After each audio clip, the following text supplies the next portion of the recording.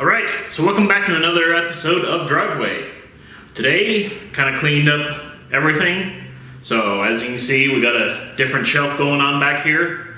Kind of upgraded that with 2 of these. If you know what that's from, bonus points. But anyways, this gives us more quality room to put more stuff up there. And then down here I got room for the old Crossfire engine and transmission to slide under there. Saves us a lot more floor space, and yeah. So anyways, I got the sleeveless shirt, I got the shorts, and I got the flip-flops. So today we need to do just a little bit of grinding. So stick around.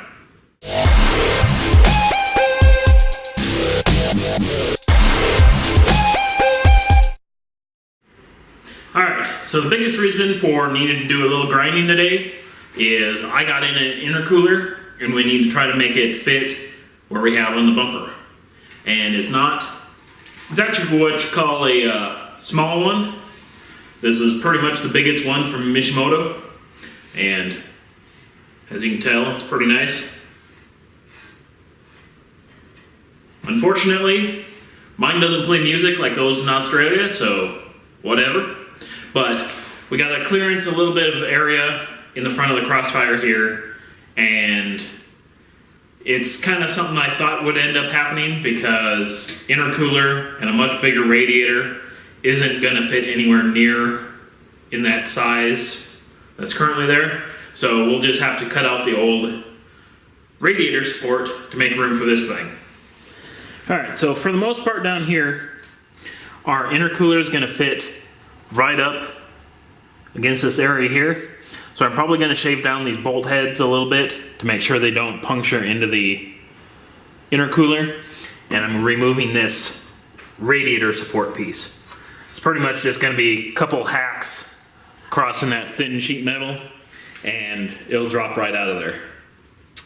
That'll give us enough room to manipulate that intercooler in. We'll make some sort of bracket that comes across up through here, something like that to hold on to it, and we'll be good to go. Most likely I'll just get like a steel bar, bolt it to that intercooler, and then just drop it down on top of this frame rail. But let's just grab the grinder, cut out this radiator support piece, and see how the intercooler fits.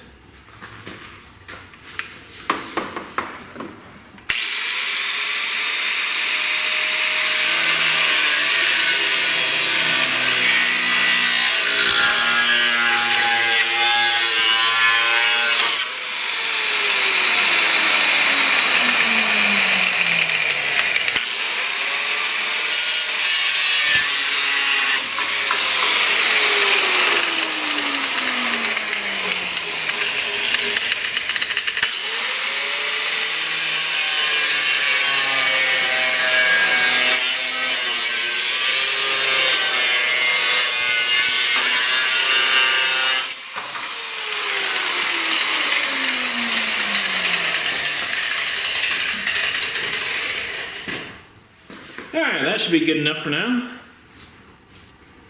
Now we pretty much just have to stuff this bad boy in here.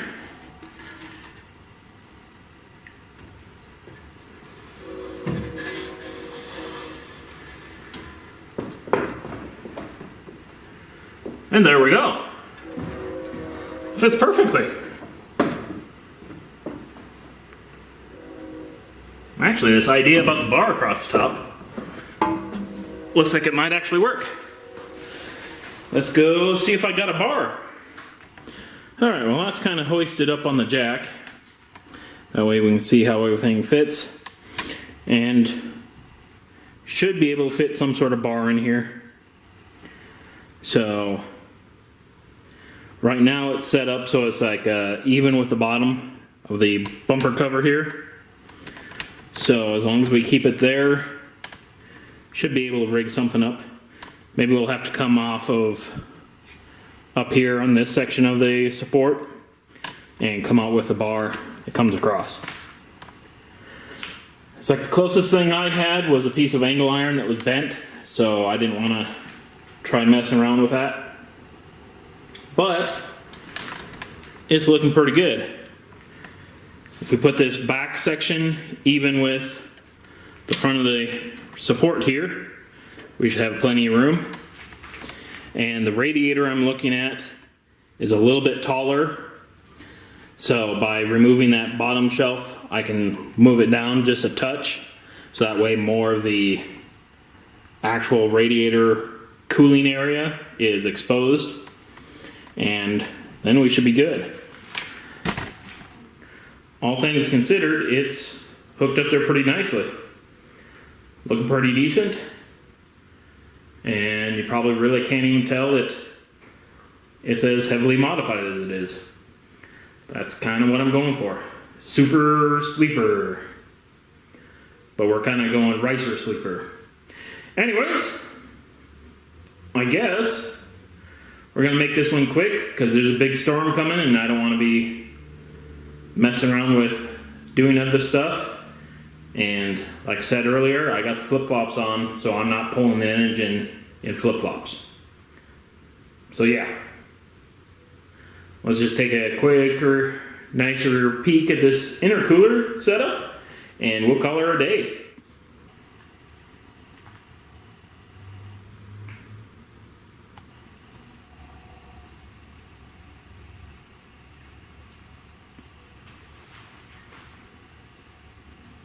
Alright, so that's it for the day. Thanks for joining me, and at least we're making some progress here. I was hoping to get more like the Mishimoto style radiators because they look pretty decent, but there's nothing that fit in the area that I have here. So what I did find was I believe it was like a Chevy Nova from Griffin.